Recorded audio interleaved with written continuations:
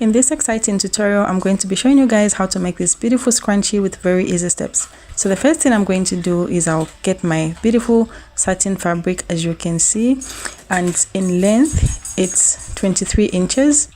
Then in width the measurement is about 6 inches. So after knowing the measurements, you have to, this is the right side, you have to turn it to the wrong side of the fabric. Then measure 1 inch down here. So on this 1 inch you're not going to stitch on it, and 1 inch on the other side you're also not going to stitch there. You're going to run a stitch between this and that, leaving the 1 inch up and down without stitches. So you can use your sewing machine to run a stitch, or you can stitch by hand using back stitch. So I have just threaded my hand sewing needle, but remember, we're not stitching on the 1 inch, we're also not stitching on the other 1 inch on top. So I'm just going to run a back stitch with my hand sewing needle. If you want, you can use your sewing machine. Then after sewing, I'm going to turn it back to the right side. As you can see, I'm just turning it back to the right side.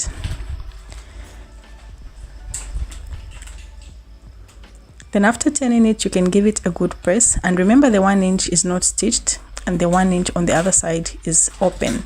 There's a slit there, so you can just give it a good press. Then after pressing, you take this side and this side together, then stitch them together.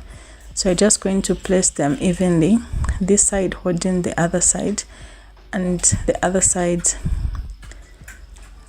as I'm doing. Then after stitching, you're going to turn it out like so. So you can give it a good press as well. Then we still have our opening. In this opening, that's where we're going to insert the elastic band. So I'm just going to get my elastic. I'm just going to cut it. So that is the elastic I'm going to work with. And when you measure this elastic with the measuring tape, it measures as follows. It's 7 inches. So I'm going to use my safety pin, and the safety pin is what is going to help me to insert the elastic into the fabric. So I've put my safety pin on one end, then I'll start inserting it into the fabric. So I'll get another safety pin and put it on the other end. So the other safety pin will be attached to the fabric like I am doing. This will help the elastic not to go inside. Then I'll put the other safety pin in